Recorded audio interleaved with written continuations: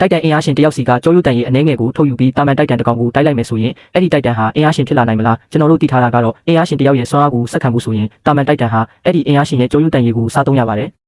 ဒါကများသောအားဖြင့်တော့အင်အားရှင်ကိုအရှင်လက်လက်ဝါမြူလိုက်တာဖြစ်လို့အင်အားရှင်ဟာတေးဆုံးသွားရမြဲပါဒါပေမဲ့အင်အားရှင်ကိုမတက်ပဲကြောရုပ်တန်ရဲ့အနေငယ်လောက်ပဲထုတ်ပြီးတိုက်မယ်ဆိုရင်ရော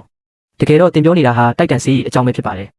တိုက်တန်ဆေးရည်ဆိုတာတိုက်တန်အင်အားရှင်တွေစီကကြောရုပ်တန်ရည်ကိုအနေငယ်ထုတ်ပြီးဖော်ဆက်ထားတဲ့ဆေးထိုးအပ်တွေပါ။ရင်းရဲ့အကျိုးသက်ရောက်မှုကဘာလဲ။အဲ့ဒီဆေးရည်ဟာတင့်ကိုအင်အားရှင်တယောက်ဖြစ်မလာစေပါဘူး။တင့်ကိုတာမန်တိုက်တန်အဖြစ်ကိုပဲပြောင်းလဲပေးလိုက်တာပါ။အင်အားရှင်တယောက်ရဲ့စွမ်းအားကိုအစစ်အမှန်ဆက်ခံနိုင်ဖို့ဆိုရင်တာမန်တိုက်တန်ဟာအင်အားရှင်ကိုအကုန်စင်ဝါမျိုးပြဖို့လိုအပ်ပါတယ်။ကြောရုပ်တန်ရည်ကုတ်ပိုးနဲ့ခန္ဓာကိုယ်တစ်ခုလုံးကိုဆိုလိုတာပါ။ပမာဏအနေငယ်လောက်ဟာတိုက်တန်ရဲ့စွမ်းအားဗဟိုချက်တစ်ခုလုံးကိုလွှဲပြောင်းပေးဖို့မလုံလောက်ပါဘူး။တကယ်လို့ဒါပမာဏအနေငယ်နဲ့အင်အားရှင်ဖြစ်နိုင်မယ်ဆိုရင်မာလီနိုင်ငံဟာကြောရုပ်တန်ရည်တွေကိုစိုက်ပျိုးထုတ်လုပ်ပြီးတိုက်တန်အင်အားရှင်စစ်တပ်ကြီးတစ်ခုကိုတည်ဆောက်ခဲ့မှာပေါ့။ပြီးတော့အင်အားရှင်တယောက်စီကကြောရုပ်တန်ရည်အားလုံးကိုထုတ်ယူမယ်ဆိုရင်လည်းအဲ့ဒီအင်အားရှင်ဟာအသက်ရှင်နိုင်မှာမဟုတ်ပါဘူး။ဒါကြောင့်စိတ်မကောင်းစွာနဲ့ပဲဒီနေရာမှာဘလို့မှရှောင်လွှဲလို့မရတဲ့ဟာကွက်မရှိဘူးလို့ပဲပြောရမှာပါ။